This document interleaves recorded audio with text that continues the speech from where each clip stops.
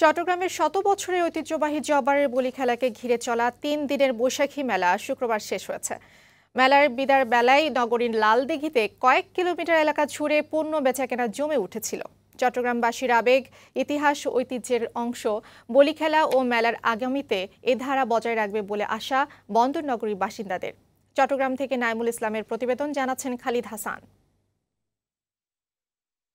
বাংলা পঞ্জিকা অনুসারে 12ই বৈশাখ চট্টগ্রাম নগরীর লালদিঘি মাঠে অনুষ্ঠিত হয় আব্দুল জব্বারের বলি খেলা।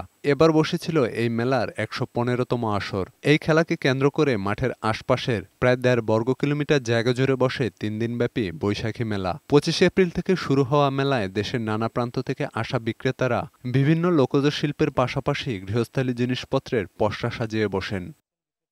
দেশের অন্যান্য জায়গার মতো চট্টগ্রামের উপর দিয়ে তাপদাহ বয়ে গেলেও মেলার প্রতিদিন ছিল ক্রেতাদের উপচে পড়া ভিড়। ক্রেতারা জানালেন সারা বছর এই বৈশাখী মেলার জন্য অপেক্ষায় থাকেন তারা।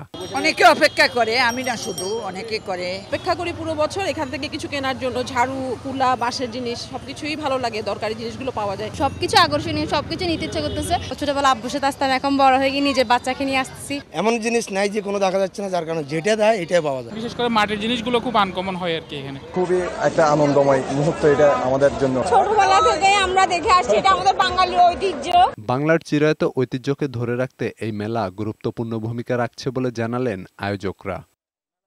ডেস্ক রিপোর্ট, বৈশাখী সংবাদ।